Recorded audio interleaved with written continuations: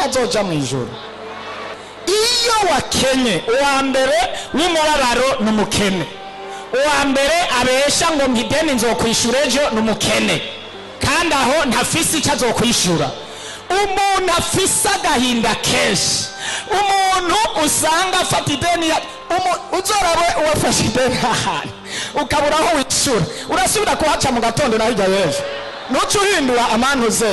Mbega wicaye mu rusengero ufite ideni mwicaranye, akwita umwizigirwa uriko urakorera Imana.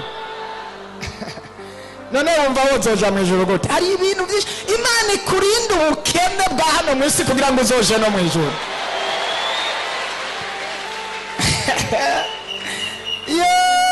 Imana iguhe ibyo kurya, iguhe amahoro, amagara meza n'amafaranga, hanyuma witegure kuzobana mu ijuru.